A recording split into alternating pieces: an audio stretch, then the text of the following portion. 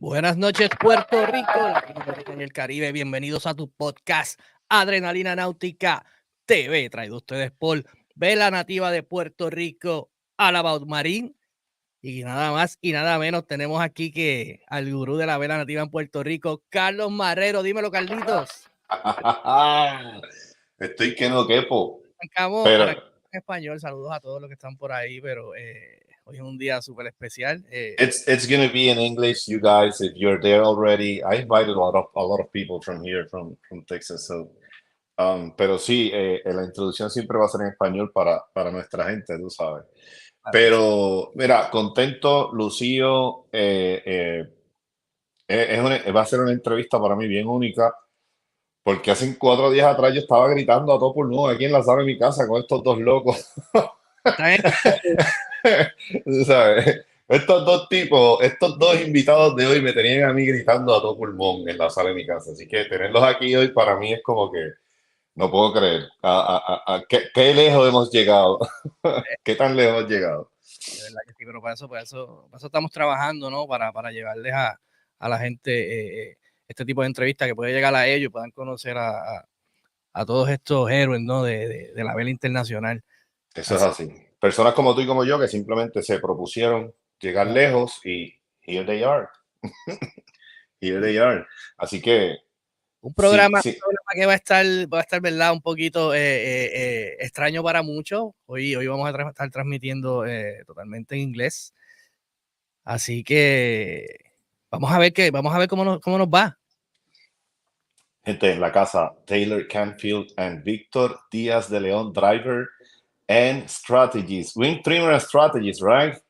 For CLGP Team USA. How are you guys? Good, guys. How are you? Thank you so much for having us in your program and for cheering us on to last week. Oh man, I mean, it's an honor. It's an honor to have you two guys here. I was telling our audience, our Spanish audience, Taylor, that 4 days ago, you two have me in my family room screaming out of the top of my lungs, like, "What the heck are you doing?" No, but I was celebrating and cheering you two. I was super happy. I'm super happy. It's a great start, season start for 2024. And we are proud and honored to have you two here. Definitely, we are in the podium. Yeah, awesome. Yeah. Well, excited to be here. As you know, all the Puerto Rican sailors are very close to my upbringing. So I did quite a bit of sailing down there, and growing up down in the Virgin Islands. It's a pleasure to be here with you guys. Perfect. So let's start with this. Can you tell us where you grew up for the people that don't really know where you're from, where you grew up, and how you get involved in sailing? You can go ahead, T. Yeah.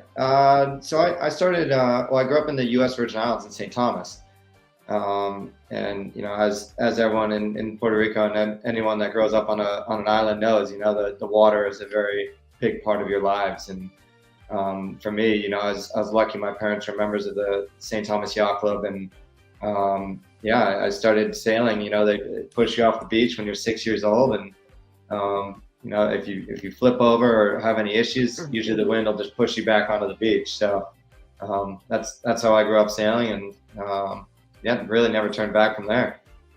You were telling us of the live feed that you two met each other sailing Optimist, right? Very young, at a very young age. Yeah, I went to the Virgin Islands to do a regatta, and there was Taylor. He was the king of the islands, man. Yeah, really? And, yeah. I mean that because I was very young. I was about 10 years old or 9 years old, and Taylor was probably 13, and he was one of the best Optimist sailors in the regatta. So I thought he was amazing, and I looked up to him. So that was really cool that we met such a long time ago, and then we raced against each other, and then we became teammates, and it's been fun. When you start sailing together, in which boat, what class? We started sailing together in the match racing probably some 5 or 6 years ago. Yeah, the Admiral Cup. Probably the Congressional Cup.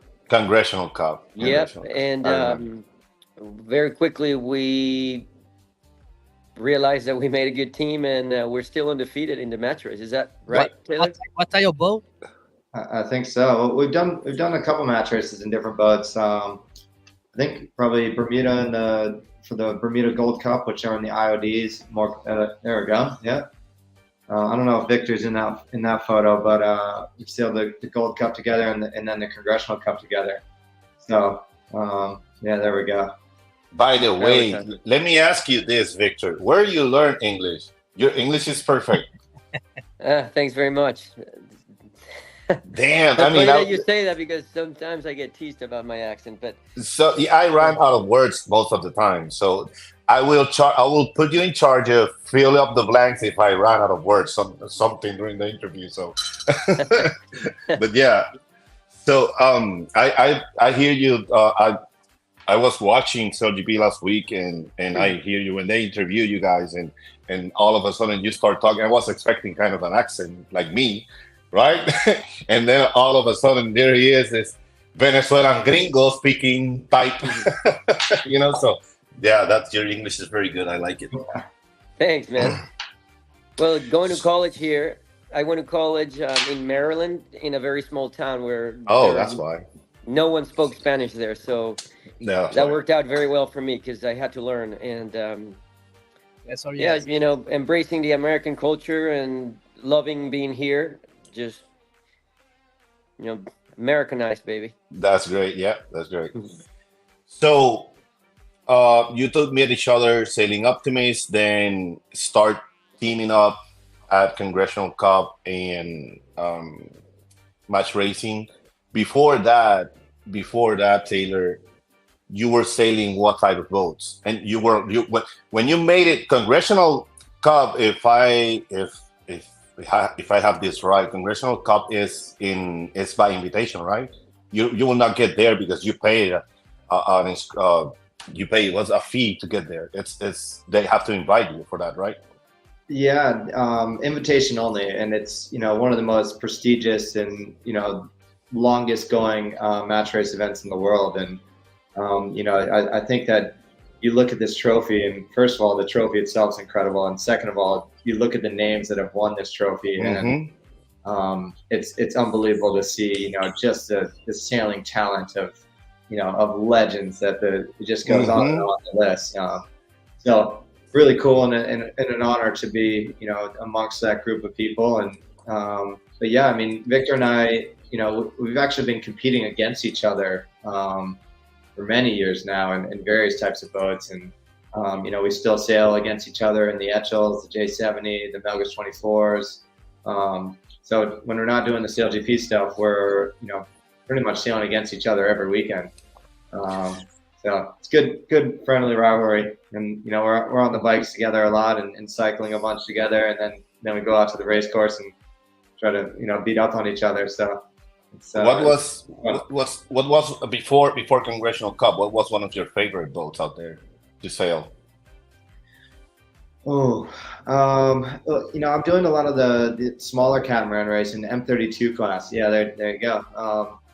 So I drove an M32 for many years, and now I've been crewing on them and calling tactics around the race course for various teams. I didn't know that detail. So you're used to speed then. Yeah. So that, luckily during the World Match Racing Tour, I had the opportunity to drive one of the M32 catamarans for, I think it was like 3 or 4 years. Those boats foil as well, right? Not foiling. They don't foil. They have sea dagger boards, so they basically get rid of some of the displacement of the boat. A little lift. Yeah, add a little bit of lift, but they don't fully come up out of the water. Okay. Yeah. Oh, I thought you were more into monohulls and match racing only. Did you do fleet racing as well? Yeah, I did a lot of fleet racing, and I've sailed a ton of monohulls. Like I said, all the classes that a lot of smaller keel boats, Etchells class, J70s, Melgus 24s. But yeah, I mean, I did the World Match Racing Tour for I don't even know how many years. I think I started on that tour when I was 21 or 22 years old. I mean, let me ask you this, because it's something that as soon as we announced that you guys are going to be there, like I received a couple of texts, like ask him about this, ask him about that. And one of the things that we were suggested to ask you was about tuning guides. Most people use tuning guides as like they are very rigid with those tuning guides. How you do it? Did you go, if the tuning guide says it's 17 knots, I'll go 17 or 20 in the tension meter, or will you use in your own experience? Will you use your own? Will you develop your own tuning guide depending on the boat? Yeah, I like to make my own tuning guide for every boat that I sail. I'm very, very diligent about looking up the rig on both tacks and making sure everything's very symmetrical. And then evaluating, looking at the mainsail and trying to determine if I'm trying to get the mainsail flatter or the head stay tighter. And so for every boat, I try to have my own tuning guide. And every if you're sailing a J70, oftentimes you might need a different tuning guide for a different J70 because each boat is a little bit unique, and there's 2 different types of mass. So I like to adapt the tuning guide to kind of the team that I'm sailing with, and how much crew weight we have, and so there's lots that goes into the development of each guide that I have, and luckily everything gets backed up on the iPhones these days because pretty much all of my guides are in my notes on my iPhone. So let's say you're using quantum sails, since Fraito's around there. He said hi, guys, by the way. It's here. What's up, Fraito? He's always our supporter and our friend, definitely. So let's say you're using quantum on your J70, and quantum saying that on a given wind speed you should be using 20 on the uppers and 12 on the lowers. Will you start from there to develop your own, or will you start from scratch all over independently what quantum says that you should be using? No, I'll usually start with like a base guide that these sail makers put in so much time into these tuning guides, and they'll go out and they'll just test and test and test. So they have a really good idea of a good starting point. But then from there, I think it is important to kind of adapt your guide to your boat and the boat that you're sailing in the event, because there can be some small differences, and the mast can bend slightly differently. And sometimes you're sailing with a heavier crew, so you might not need to sail with as much tension. So yeah, I think that there is a good baseline, but there are many ways that you can depower and power up your sail. So my whole mentality is, as long as you're within a couple steps of where they say you should be, you can usually get the mainsail or the jib to set up in a way, using other controls like backstay or your traveler or Cunningham or your jib luff tension. So you can change the shape of these sails by simply just using your controls that you have, like, on demand and in your hands while racing. Nice. Basically, you start from whatever suggested in the guideline, and if you're heavy crew, you will keep the power. If you're lighter, on the lighter side of the crew, and the winds go up, you will then depower your own basically judgment. Yeah, and it's just a guess, and it's a guideline, and Yeah. As long as you're, you try to be perfect, but as long as you're close to that guideline, you can generally get away with setting up your boat well with your other controls that you have on hand. When you two are sailing together, who handles that? I usually handle that. He always yells at me to just focus on the driving and to not get involved. So I get on his case a little bit about his main trim sometimes, but usually I give in and let him trim it. I hear him this the Sunday calling some shots there, like, don't go any up, don't go any higher. There's no wind. There's no. That's Victor. Yeah, that's good. Any brand that you prefer for any type of boat, or a specific type of boat, sail brand? Look, I think all these sail makers do a great job, and all the sails are usually pretty close on performance. And at the end of the day, is for me, is picking a sail and understanding how it works. And like Taylor said, you end up developing your own tuning guide, starting from the sailmaker's tuning guide. But one of the biggest things for me is understanding what each of the tools that you have, what they do. So how do you make your mast more rigid so you can have more head stay tension, or how you make your mast less rigid so you can have less head stay tension or more head stay sagging. And I think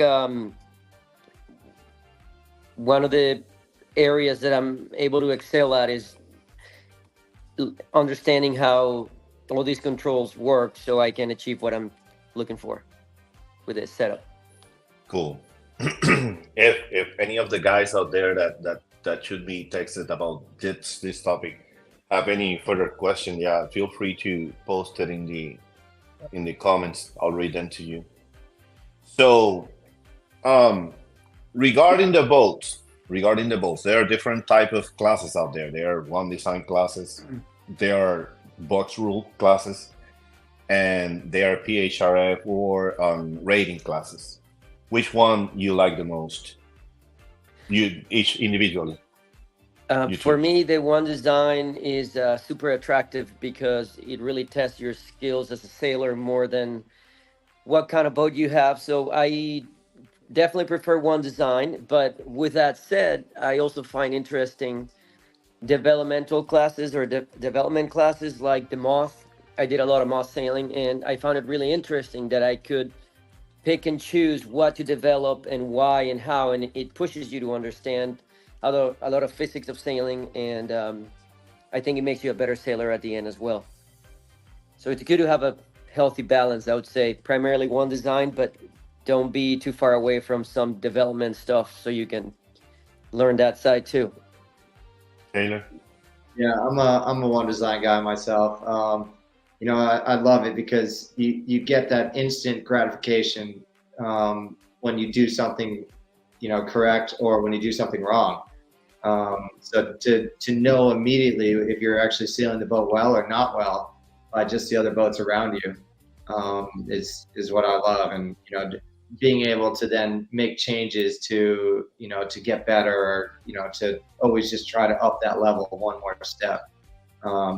But I've done a little bit of ocean racing, and there's a bit of appeal for some shorter ocean distance races where you just have to keep pushing no matter what, and just like always looking for that little bit extra, even though there's no other boats around you. You need to like find that inner will to just keep pushing, and just looking for every little inch you can out in the ocean.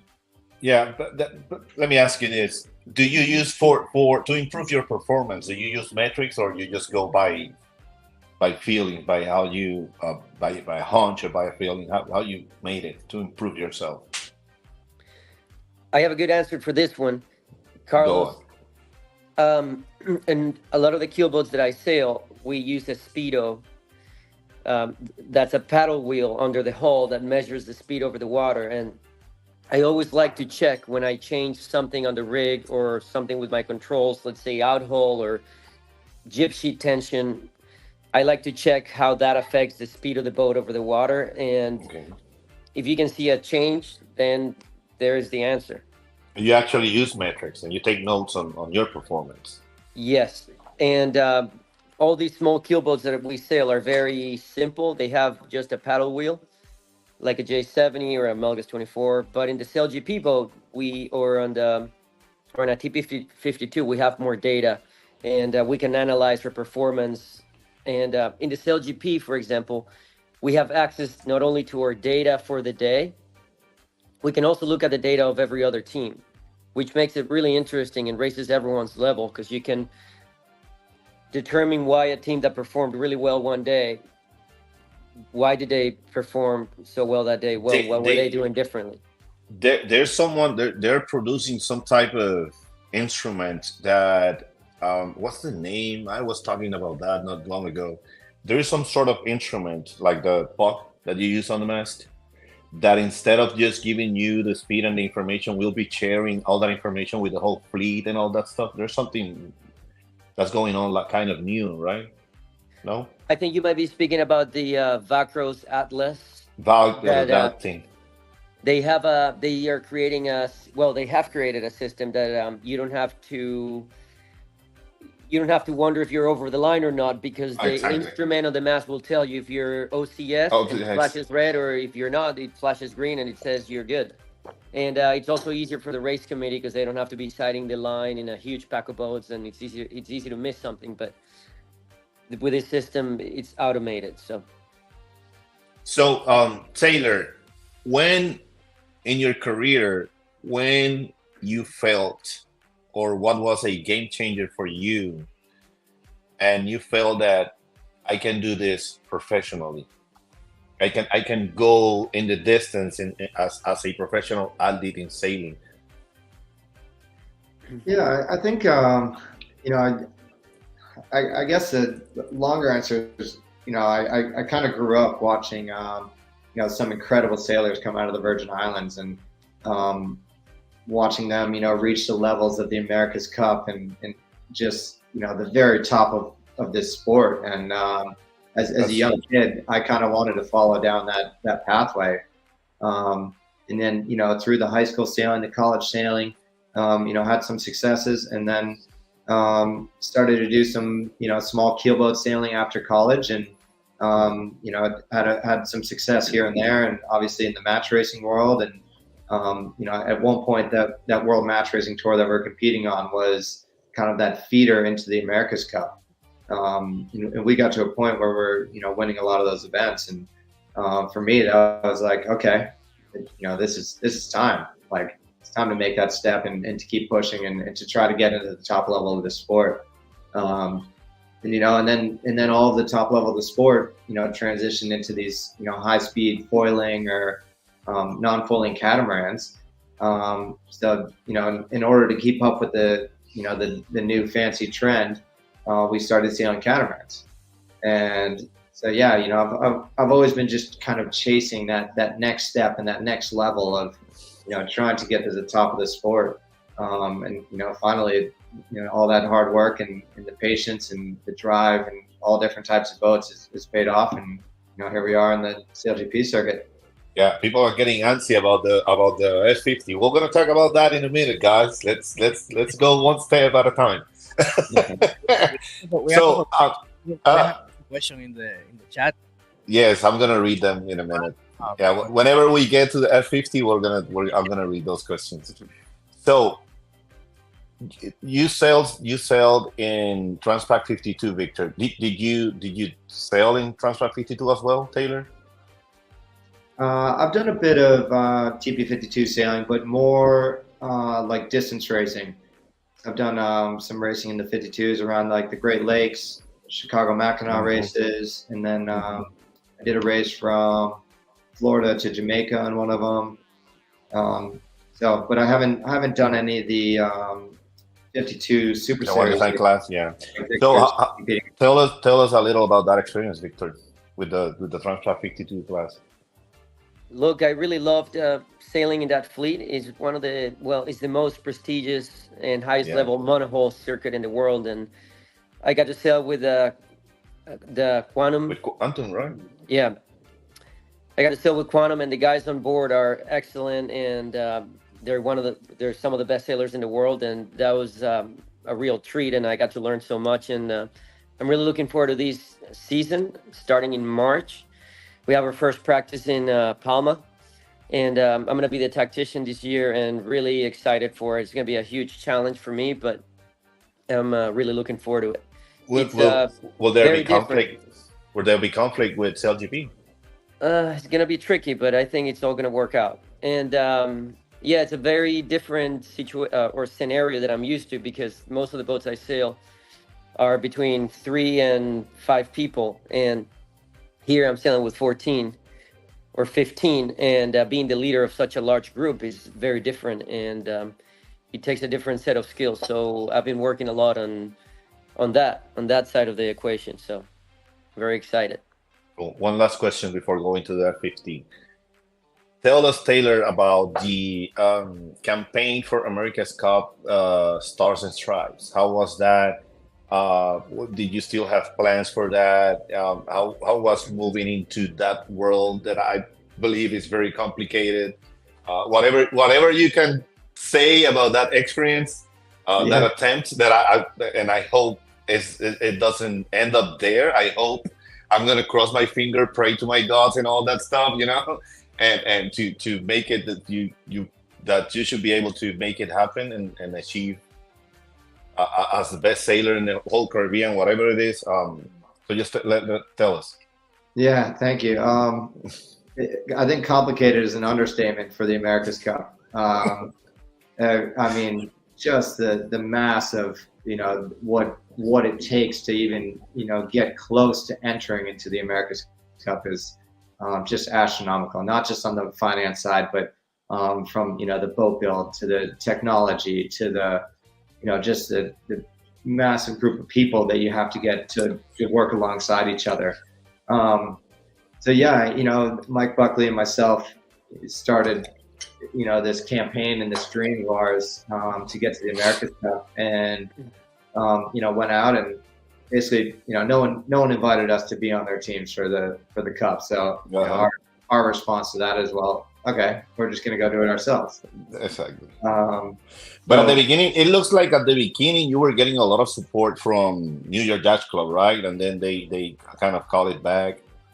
Well, our first attempt when we did it with Long Beach Yacht Club was the closest we got, and we raised a ton of money and started to build half a boat. We had a partnership with Team New Zealand where we're going to basically build our boats alongside each other. We had this incredible sponsorship with McKinsey that developed this AI to help build the hydrofoils for these boats. And so New Zealand had all these incredible designers and engineers. We had this technology, and so we decided to partner with them to build boats together for the last America's Cup. Unfortunately, we had some shortcomings and had lost a bit of money, and we're just not able to recover. And it was really sad, to be honest, because we made it so far, and we built half of one of the AC-75s, and had an incredible group of people working with us. And so yeah, it was a huge learning experience. And I think that we can look back on it and say, yeah, we failed, or we can look back on it and say, hey, we worked our ass off, excuse my language, and are using everything that we learned to bring this into SailGP and to do a better job with our next project. But yeah, the America's Cup door definitely not closed. We talk about it all the time with each other, and we're looking for another opportunity to get back in. That would be cool. That would be great. That would be definitely great. See you there. So, what do you believe is the strongest team for this edition? I'm sorry? Who do you believe is the strongest America's Cup team for this edition? Oh, I would have to go Team New Zealand. The defender is always hard to beat. It's very, very rare that one of the challenging teams, beats up on the defender. They just have such a head start, and they create this rule around. Hold on. Now, give me a second. Ese comentario, Ricky, de Cola Akida. Yeah, I read it. So. Okay, bloqueado. We have a spam in the comments, so no le den a nada que ella haya compartido. Yeah, So, like this comment in these feeds, people start putting comment, and sometimes scammers go in there and put a comment just to hook people or blocking her. Go on. Sorry for interrupting you. All right. No, it's just we were New Zealand. Yeah, it's a That's the other challenge. CLGP teams. The other CLGP teams are sending us spam, man. Yeah. Oh, that's the enemy. Amazing.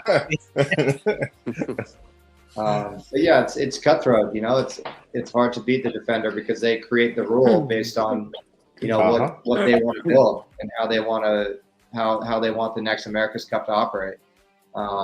So yeah, they I think were miles ahead of everyone in the last America's Cup. And just even that little bit of delay that it took them to release the next protocol defines all of the rules of how to build the next boat.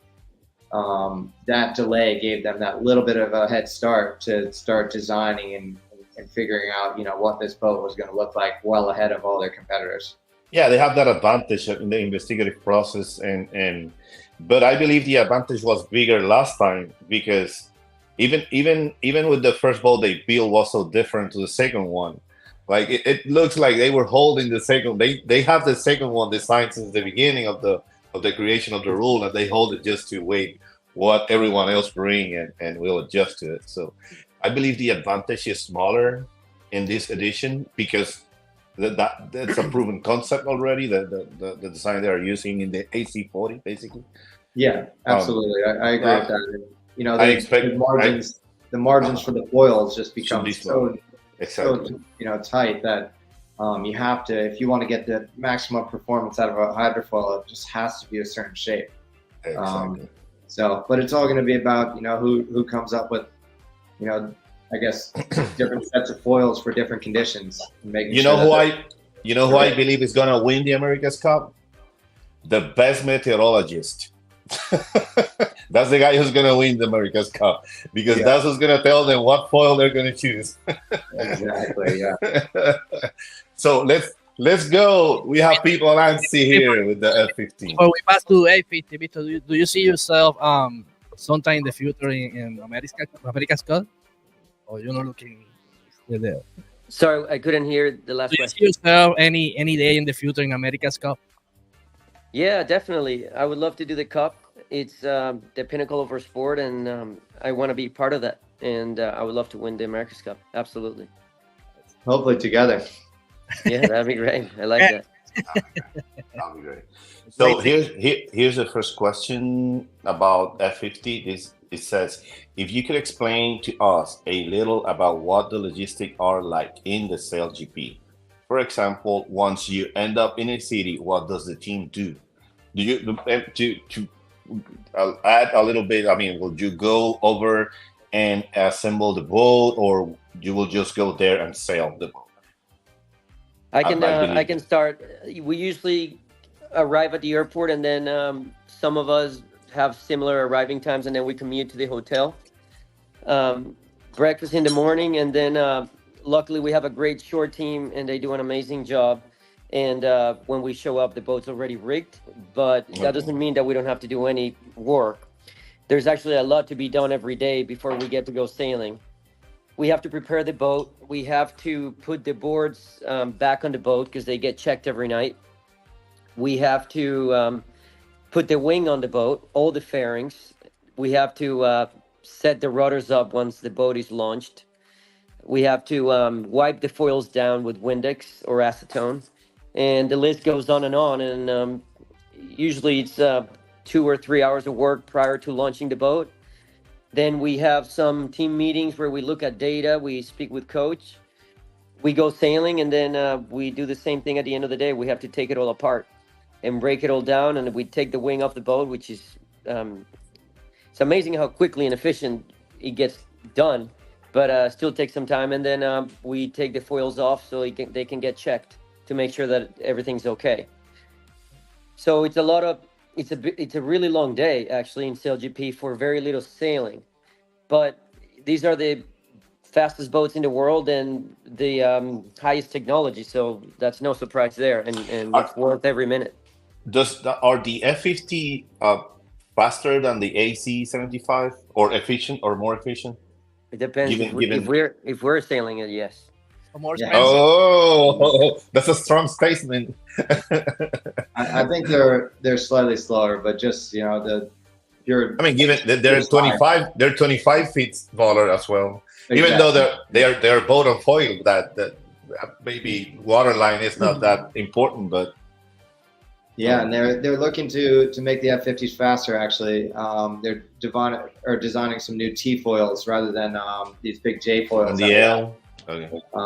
So yeah, we're they're doing everything they can to get these boats to get back up to that max speed that any boat can go.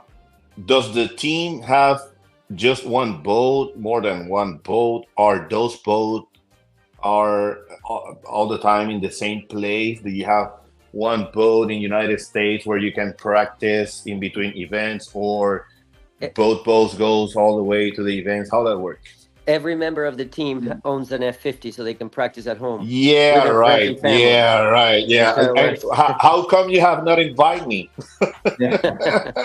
No, the boats are actually, they're all owned by CLGP, the league itself. Okay. So this whole traveling road show, kind of like F1, over 100 containers are traveling around the world together.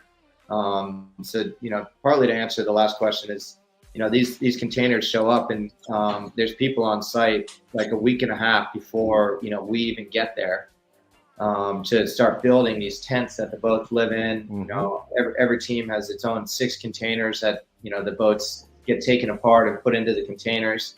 So it's quite a production to get these things around, and there are only 10 of these boats in the world.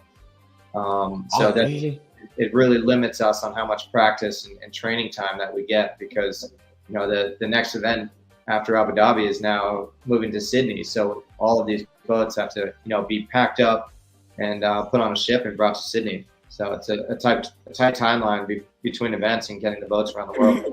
Yeah, there's no practice in between events then. Very little. What is the selection process for become part of the team? They just call you like, hey, can you drive my? What was the question, Tom? What is the how you become part of the team? How the selection process to become part of the team? Yeah, I guess I'll answer that. For this team in particular, or I guess the league in general, the teams are slowly being purchased off of the league ownership. So previously, when CLGP started, CLGP, the league itself, owned all of the teams, and basically Larry Ellison, the financial backer, Oracle, his goal is to make CLGP self-sufficient and to sell off all the teams, so he doesn't have to continue to raise or to spend money on the league and all the teams every year. So with CLGP USA, Mike Buckley and I approached the league with hopes that we could purchase the US team, which we ended up doing in November of 2023. And then, from that point on, once we, acquired the ownership of the team, we were able to kind of shape the team and figure out, who would be the best in each role on board. And obviously Victor, being one of the best in the world, he was an easy pick to trim the wing. Let me tell you this about that. I'm a fan of Jimmy Speedhill. I'm a fan, and I hope I don't regret saying this, because if that if a comment from him chose in that comment section, I'll cheat on myself. So I'm a fan of Jimmy Speedhill. I've been following him since he's been saving the International America's Cup Class Pro, the Board 90, and the great comeback. I was one of those that I was there screaming out of the top of my lungs, you know. And but he was showing a lot of fatigue this last year.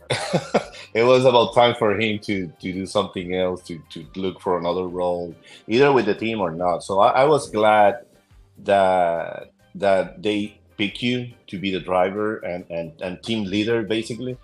Because I realized last year I was not that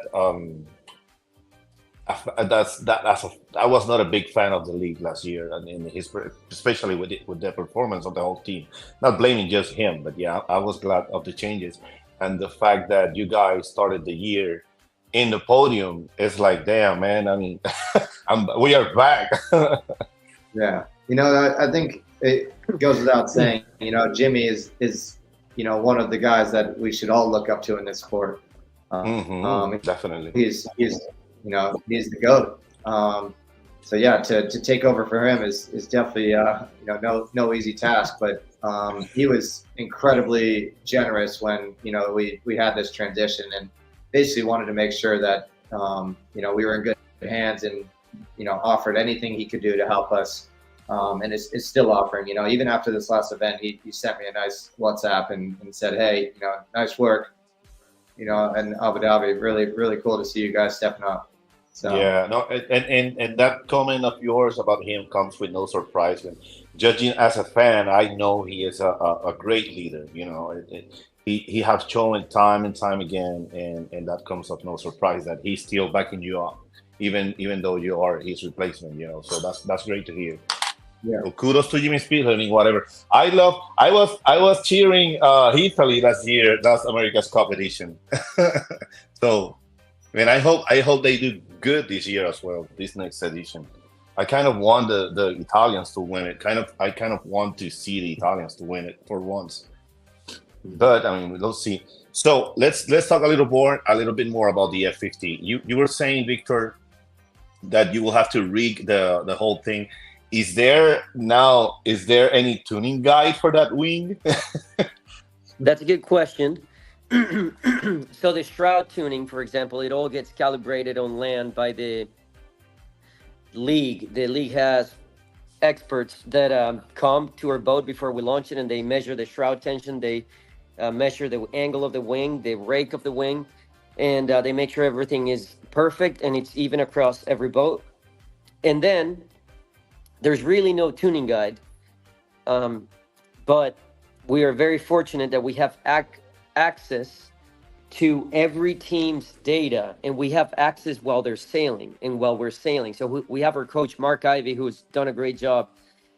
We have him look at data in the computer while we're sailing, even while we're racing, and he tells me what other people are running for cambers or for twist or for wing rotation, which are the three big things that I look at as a wing trimmer.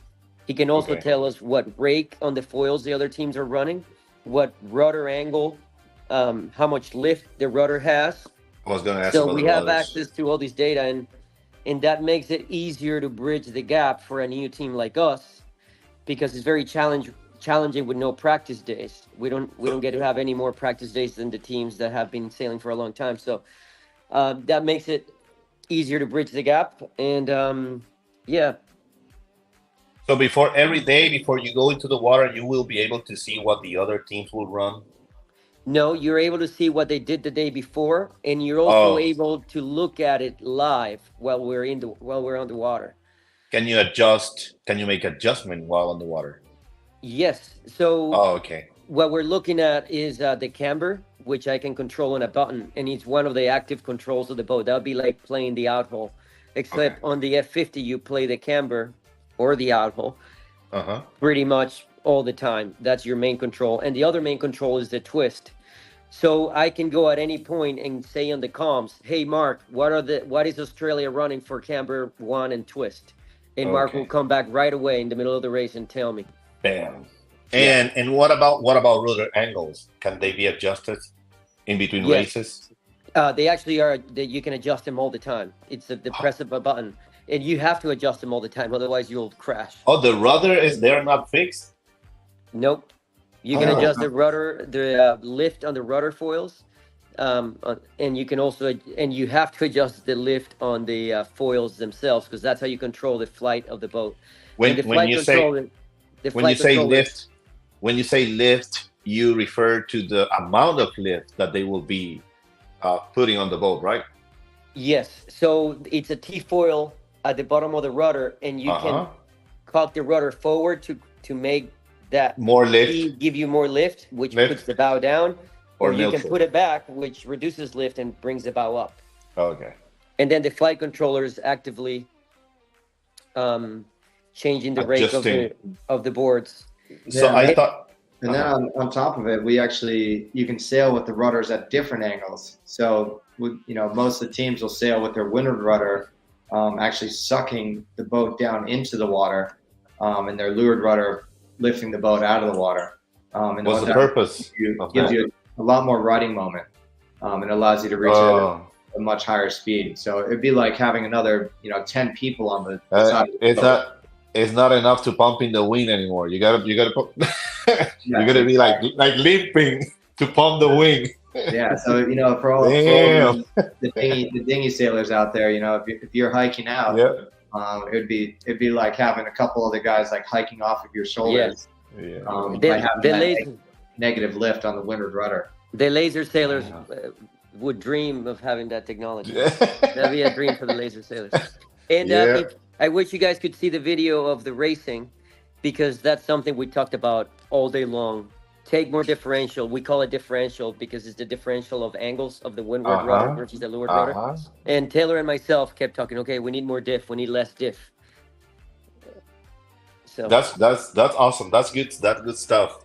So and to what extent the foil or the dagger board? What's the correct name for it? Is it the foil or the dagger board?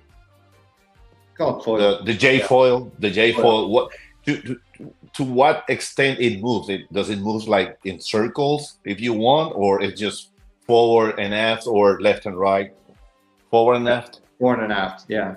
Forward and aft. And I'll tell you something. It does actually go in and out as well. But we try to, unless it's really windy, you try to sail with it all the way outboard, because it gives you more riding moment as well. But if it gets really windy, you can actually cant the foil inboard a little bit more, and it gives you kind of more stable flying conditions. So you basically can do circles with the tip of that foil. If it moves. I mean, unfortunately, once it's inboard, once you choose to have it inboard, you can't get it back outboard until you do another maneuver. Okay. But something that was very interesting to me was when I first got on the F50, how violent the movements on the foil are, the way they go up and down, boom, boom. I thought, oh my God, this boat's going to break in half. They make a very loud noise, and it doesn't seem it doesn't seem normal. No, it doesn't look that violent in TV. No, it's loud. Everything is loud. Really? Yeah. And the shrouds, the shrouds can be adjusted while racing? No. Shroud You don't tension adjust is those. fixed. Yeah, they set it at the beginning of the day with a rake, and then you don't touch it anymore. But there's plenty of other things to touch. I have 14 buttons that I have to touch all the time, and remembering where all those buttons are is really hard.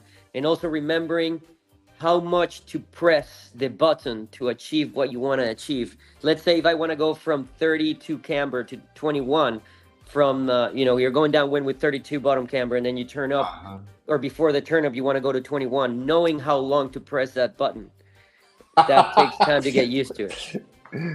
I can't imagine. And I hear you talking about it, getting used to the buttons and all that stuff. How many buttons do you have to control that wing? How big is the control? In total, my buttons are 14, and that includes wing controls, it includes board up and down, and it also includes the jib. But who controls flight control in your boat? The driver? Who control the mixed between the flight controller and driver? Yeah. Okay. But you're a wing trimmer, right, Victor? I'm the wing trimmer, which you think I would only do the wing, but I also put the board up and down when it's light Okay. air, Okay. and I also control the jib when it's light air, and I also control the rudder differential when.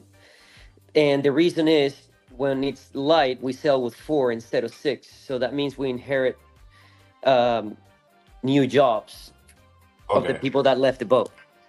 That's one of the things that they do different in each boat, right? Or it's the same for every boat? I think it's all slightly different. Yeah, definitely a little different boat to boat. Yeah, it's like, will you have the same controls in the wheel, boat by boat? You can choose. Yeah, so there's like just there's like 2 basically panels of buttons on the steering wheel. And for the steering wheel, and there's like back panel kind of back in our area, whereas when we sail with 6, the strategist kind of runs that. But when we're sailing with 4, we can basically choose whatever we want to have on any of those buttons. So yeah, there's I think 10 buttons on the steering wheel, and then 2 twist grips. And you can choose to have any of those buttons do any controls on the boat. So, right now I have, jib trim and rudder lift on the steering wheels. So, when Victor or someone else can't do the jib trim, I'm oftentimes just, I have that control right at my fingertips on the steering wheel as well. How long does it take to you guys to master that choreography, basically? If you feel that you master it already, We'll tell you when we we're far master it. from mastering it. Yeah, I think it's a long way out. Yeah. We'll tell you when we master it. Look, Okay. you know what? I took a picture of all my controls of my control panel, and I have it as a background picture of my phone, so I can remember where everything is. I figured if I look at this every day when I grab my phone, well, it's probably gonna help. that's fucking master athlete stuff there. Like, I'll have that on the background on my phone. Forget about my girlfriend. Forget about my family. No, the control is what I want there, so I can fucking remember it. That's master. That's professional stuff, bro. That's why you're there and we are here. That's what it is. So You gotta add the pressure to the speed and to the another ball, So it's so easy, man. It's crazy. I was surprised. I'm not sure if they're talking about this, but I remember you remember the Dogzilla? You know what that is? The 90 Godzilla, Dogzilla. yeah, Godzilla, yeah. No, Dogzilla, DOG. Big boat. Yeah. Yes. Yeah. Dogzilla, BOR90. You don't remember that? It's the Oracle Trimaran. The Oracle Trimaran. Yeah. I don't think I was born for that, man. Oh, come on, man. Yeah, Dogzilla, they call it Dogzilla because it was deed of gift. Zilla. Yeah. That's why they call it Dogzilla. So the Dogzilla, the wing, they were able to cant it windward for more power. I'm surprised that they're not talking about that on those F-50. Yeah, nothing yet, but I think they're always looking to innovate and get better. So maybe in the future that'll be something that comes online. So what about here's a question in the chat. It says, many lovers of sailing competition have the opinion that these flying catamarans are no longer the same spirit of competition. What do they have to say? Or what? It basically, guys, the endless debate of that's not tactical racing. How do you feel now? I think this is Victor's arena. Actually, both of you, because split second decisions. How do you feel about the classic tactical side of match racing? How you compare that to what you're going through with this faster boats? Look, I think while it's a little bit different in that things are happening a lot faster, the fundamentals are the same. And I love monohulls and I love classic sailboats. I love Etchells. I love TP52s. But I also love this kind of racing, and I would say it's more similar than different. The similarities are a lot, and differences are little.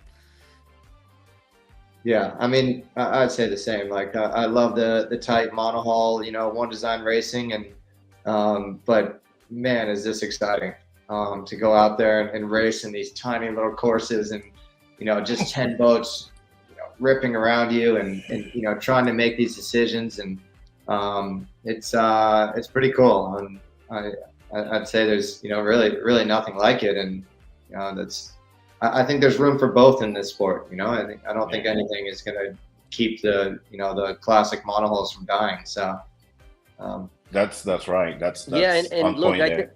I think this at the end is going to help our sport, because historically, I'll be the first one to say it, I think it's quite boring watching sailing. The courses are very long. You're so far away that you can't really see what's going on. And if you're not a sailor yourself, it's very hard to understand. And these kind of racing makes it really exciting for people to watch. And they're right there. They're so close to you. And in my whole life of sailing, I never experienced people cheering me on and yelling my name as we go by the edge of the stadium, if you want to call it that. And that was a really cool experience. I think it's the future of our sport, and it's only gonna help. Like Taylor said, there's room for both. And let me share this little about me with you. I've been following sailing all my life, and I have never, not even for boxing, when we have our national hero Tito Trinidad, that you probably have heard about him in Puerto Rico in boxing. That was our national hero, and not even for Tito, I have never felt as passionate as I feel with SailGP since the beginning. Like I was the guy that would sit on Sundays to just watch, because of it was freaking unpredictable every single time. And this last year, 2023, I was not that close to it, because Team USA was not doing that good. It was dull to me. But this year, like on Sunday, I'm telling you, bro, I was here screaming out of the top of my lungs, like, where the heck you're going? So it's a great class. I think it's bringing a lot to the sport, to people, and it's showing to people it happens when with the AC-72s that brought to the sport people that will not traditionally follow the sport, because of the way the way those beasts, because those were beasts, were seen in the screen, the drama of the great comeback. It was the AC-72's era was great, and then comes the F-50, right? And they create that league. The America's Cup with the F-50 was not that great. It was kind of boring. Like New Zealand dominated all over. But then the SailGP comes along, and all of a sudden you have the last boat finishing second in just one leg. You start seeing stuff like that, and I believe it's great for the sport. And as you said, there's room for everyone in the sport.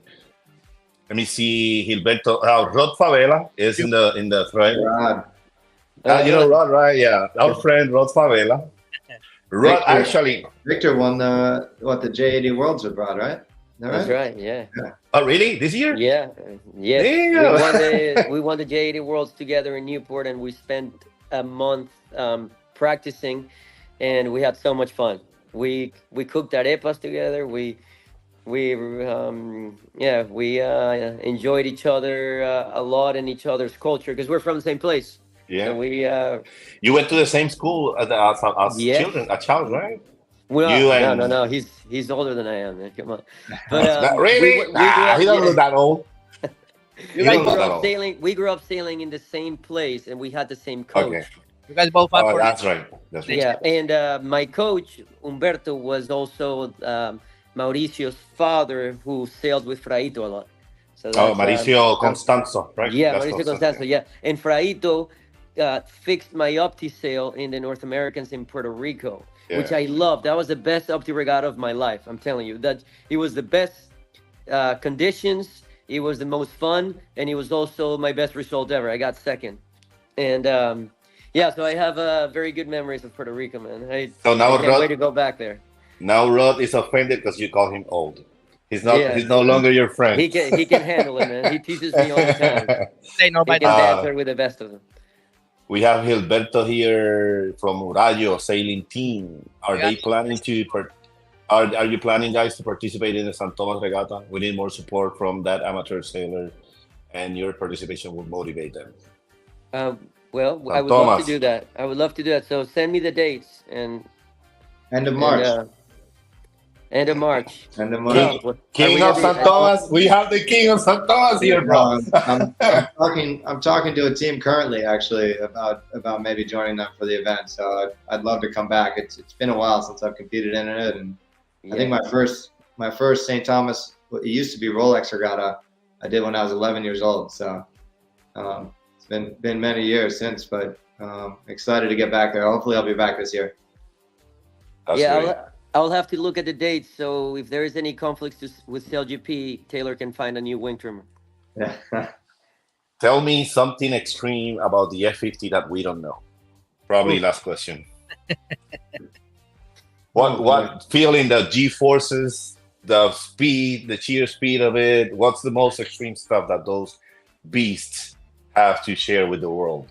I think the G forces, it can really catch you off guard if you're, even I'm the guy driving and turning the boat and creating the G forces. But if you're not prepared for, a fast turn, these boats can really take advantage of you and throw you across the boat, or, luckily not throw you out of the boat because we're tethered in. But it is full on when we're turning fast and going fast. Victor. To be honest, I've only sailed in light air. Okay. And even though it was very light air, I was very scared at the converging speeds. There's one instance in Dubai where we were practicing and we got so high on the foil that Taylor lost control of the boat. And he couldn't steer, and we were converging with Germany. We were on port, so the Germans thought we were going to get out of their way eventually, but we had no steerage, and we almost collided bow to bow, and that was terrifying. And that's probably a 40 miles approximating speed, right? One against each other. More. Maybe more. No, because you're doing the top speeds are 50 knots. They're 60 miles 20 an hour. and 20, 20 and 20, about 40 miles. No, even more. We were probably I mean, we were probably doing 35 knots downwind, and they were doing probably 20, 25, 30 upwind. That's crazy. That's crazy speed. That's. It's, we were closing speed was 60, 65 knots or something, and we came close to crashing. That's for sure. How you feel driving and tell me if I'm not right, a 10 million machine, right? That's the cost of the boat, 10 million. Well, he feels very safe because I'm telling him what to do at all times, so you don't have to worry about it. It's crazy. That's a power move. Yeah. Marisabel Pacheco say, I remember Victor and Taylor sailing up this in St. Thomas long time ago, Scottish Bank Regatta. What's her name? Marisabel Pacheco. That sounds familiar. That's my mom. Yeah. Nah, for real? Yeah, that's my mom. Oh, that's her. Oh. Hey, Mom, love you. Yeah. Oh, that's right. She was there last time we interviewed you. So, guys, that's all I have. Anything you want to share, Victor? I have one last question for Taylor because you answered this question. You have anything else for this, guys? I hope you did homework for your question, Taylor. Yeah, look, we're very excited to be here with you, and what you shared with us, Carlos, that you were so excited, jumping on your couch, watching us. That really motivates us, and we really want to do our best for you guys, and we're very committed. And it's going to be a long road, and these next venues are going to be windy, and they're going to be a challenge. But Australia, right? Yeah, we promise you that we're doing everything we can to perform for you guys. And thanks for cheering us on, and please keep doing that. It really motivates us. Ricky, your mic is not working. Every time you come on that mic, we barely hear you. You heard me? Now. Okay. So I want to try to go to New York. Oh, excellent. Yeah, guys, that'd be great. Let us know if you do. We'll get you into the base, and you can come out. Right. Sounds like a plan. Yeah. Perfect. Fraito says, wish you both success. And Rod says, send them home crying. I believe it refers to the competition, right? Yeah, so great. Send them home crying. Fuck that. So, last question for Taylor. Nelson Mandela used to say, sports can change the world.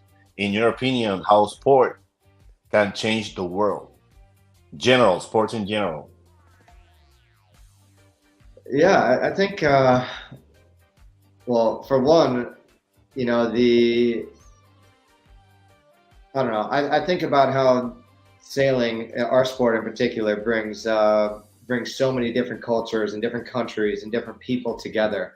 You know, one thing I love about our sport so much is all of the friends that I've made, you know, through the years, and how those connections are still there, no matter what. You know, you meet someone sailing in Opties like I did with Victor, and you know, next thing you know, we're sailing, you know, in college against each other, and next thing you know, we're match racing together. So these connections that you make in this sport have just will continue to be there for you and into the future.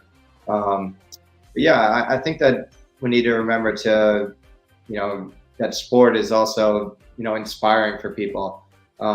We had a really cool, you know, situation in Abu Dhabi where, well, SailGP has a great situation where they have this Inspire program, and they do a great job trying to get, you know, the next generations involved in our sport. And that's what we're going to need is, you know, for our sport that we love to continue, is that we need to look after the next generations in coming up. And, you know, some of these kids had never been on a sailboat before, but, you know, they came into the base, we showed them the boat, we talked to them, and you can just see them light up. And for me, I think that's something so cool about sport that is just going to continue to, you know, transpire for years to come. So yeah, that's how I'm feeling about it right now. That's great. It was it was an honor to have you guys, have you Victor again, have you Taylor, and meet you not in person, but yeah, looking forward to meet you in person. And definitely I'll be cheering you guys out there. I'll be screaming out of the top of my lungs again. Well, We appreciate your time, and kudos to you. Good luck. We like to, in Spanish, we like to say éxitos because we don't believe in luck, right? Right, Victor? That's it. It's éxitos. How would you say éxitos in English? It's like just wishing you success. I'm gonna let the English speaker reply that. We need to find a word for that. But yeah, éxitos and bro, just give the best. That's all we want. Thanks, guys. Thank you very much. Take care.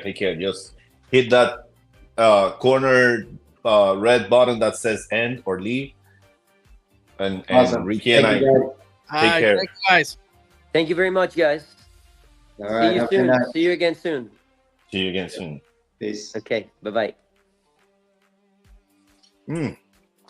I feel like a fucking rock star. Wow. Saludos a todos los que estuvieron por ahí conectándose. Oye, Rod, déjame decirle a Rod, de hecho yo le escribo privado, pero Rod te tenía en la mente hace poco porque para que estés con nosotros un miércoles aquí y nos actualicemos. No sabíamos lo de las mundiales de J80, pero queremos que estés con nosotros aquí un miércoles y hablar un rato de vela. Mira, pero después hablamos de eso. René Álvarez, que se llama... René Álvarez, saludos a René Álvarez. Sí, que también está visto preguntando todo el tiempo. Lo tenemos pendiente a René Álvarez y estaba por ahí, vi a Gloria Soto, mi vecina, estaba JD Duarte de Vela Cubana, a Luis García Bonera, mi sobrina que está de parto, está por ahí. Vete a parir, muchacha de Dios. A Emilio Bonet, a Diez Cruz también está por ahí, así que saludo a todos los que nos apoyaron. Los muchachos de aquí de Texas que estuvieron por ahí escuchándonos y apoyándonos. Yo todavía con la emoción y yo creo que de hoy para adelante no duermo pensando en que estoy hablando con la Yoli y ya tú sabes, ya me tiraron por ahí el la de que avisa, que vayas para la base. ¿Para la base? Para la base allá, la base de operaciones. Sí. Sí, no, mano, de verdad que jamás... Yo siempre he sabido que él es una persona bien approachable, pero no De verdad que no pensé, desde que empezamos este asunto del podcast, jamás me visualicé gritándole a unos atletas desde la sala de mi casa y tenerlos 4 días después. Vamos a hablar de lo que pasó. Los atletas que habían miles de personas mirando allí en Abu Dhabi. Nosotros acabamos de entrevistarlo y la verdad que se siente brutal. Oye, y eso es una parte, ¿verdad?, que me encanta de esta liga, mano. Esta gente son rockstar no solamente dentro, fuera del agua. Sí. Tienen un proceso de introducirlo, las entradas de ellos a los eventos, es algo brutal. Ellos tienen una dinámica bien, yo creo que su modelo de negocio es bien basado en lo que es Fórmula 1 y en lo que ha llevado a Fórmula 1 al éxito. Y a mí me encanta, el GP me encanta, yo creo que es la liga. Y yo seguía mucho los Transpan 52, la America's Cup le he seguido todo el tiempo, pero eso es cada 3 años. Te dice Duarte que dieron los secretos del CLGP. Sí, mano, no, esa gente me dieron por el gusto a Carlos, le dieron de hecho, nosotros adelantamos el comienzo de Adrenalina Náutica TV porque teníamos que hacerlo. Era justo y necesario por esta entrevista. Así que comenzamos y de ahora para adelante, a todos los que nos están viendo por ahí, todos los miércoles a las 7 de la noche. Tenemos entrevistas por ahí. Adiel dice, hay que en vivo desde el paddock de CLGP y Fraito siempre. Nueva York. Y Fraito nos felicita por la dinámica y dice, se los dije, y es verdad, Fraito siempre en los inicios nos conversó de estos conceptos y hasta dónde podíamos llegar, ¿no es cierto? Y Fraito siempre compartió su visión con nosotros, así que Fraito estaba anotando ahí la vaina para preparar el Team PR. Eso sería brutal, eso sería salvaje. Y CLGP va a crecer con el tiempo, yo estoy seguro que esa liga va a llegar, va a seguir creciendo mientras y este es solamente el comienzo de muchas buenas entrevistas que van a venir por ahí. Sí, ya le perdí el miedo al inglés, ya podemos empezar a invitarle gente, English speakers all over. Voy a meter unas clasecitas para estar más ahí, pero por ahí vamos. Sí, mira, nos dice que si Víctor no habla español. Sí, habla español. Claro, no habla. Ese loco es venezolano, se me olvidó preguntarlo de SSL. Mira, le comento a Duarte, porque para ese tiempo Duarte no estaba. Nosotros ya tuvimos a Víctor hace tiempo en una entrevista, cuando todavía estábamos con el formato de llamadas, no videollamadas. Así que por ahí por Adrenalina, que hicimos una entrevista bien brutal también con Víctor Díaz, en español, obviamente. Rod desquitándose, dice que Víctor habla español machucado. Mira, me voy. Gracias, muchachos, gracias por el apoyo. Las que siempre nos apoyaron desde el principio, como Fraito, la gente súper ocupada que nunca nos dijo que no, como Rod, el mismo Víctor, los que siempre han estado ahí, los cruces de Fajardo, Duarte, siempre, toda la gente que nos apoya. Jaime, mira un comentario de Jaime. Not sure if it has been said, but how did they make jump from classical saving to these levels? Coño, Jaime, no vi tu comentario. Pero pregunté mal de las preguntas que tú me habías sugerido, así que hablamos de eso. Y gracias a la gente que siempre nosotros no somos los dueños de las ideas, o sea, las ideas siempre son bien recibidas, las sugerencias. Muchas de las preguntas fueron preguntas que me sugirieron recientemente sobre temas que la gente puede estar interesada y sí, o sea, bienvenido todas las sugerencias y no tengan miedo en decirme, coño, estás haciendo bien, estás haciendo mal, porque si no, nunca voy a mejorar si no escucho lo que ustedes están percibiendo, nosotros ambos, ¿verdad? Si nosotros no escuchamos lo que ustedes están percibiendo desde el otro lado de la mesa, no vamos a progresar nunca. Y nosotros siempre lo hemos hecho, así que los invitamos a que sin duda no se guarden nada, así sea para mal. Sus comentarios son bienvenidos. Desplieguen el odio o el amor, lo que sea que nos tengan, desplieguenlo, déjennoslo saber. Nosotros lo vamos a usar para mejorar, créanos. Eso es así. Así que nada, llegamos hasta el final. 1 millón de gracias a todos los que estuvieron por ahí. De verdad, esta es una entrevista que vamos a guardar con mucho aprecio por ahí para la historia. Vamos a ir por ahí moviendo por nuestras diferentes redes, porque en este año comenzamos la transición para YouTube. Así que bien pendientes a eso. Y nada, será hasta el próximo miércoles a las 7 de la noche. Sube la adrenalina, Puerto Rico.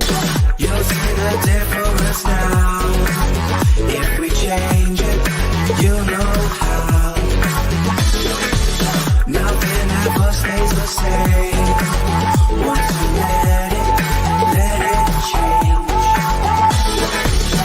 It's like a family tree, part of you and part of me. And if we should separate, go your own way, I won't wait.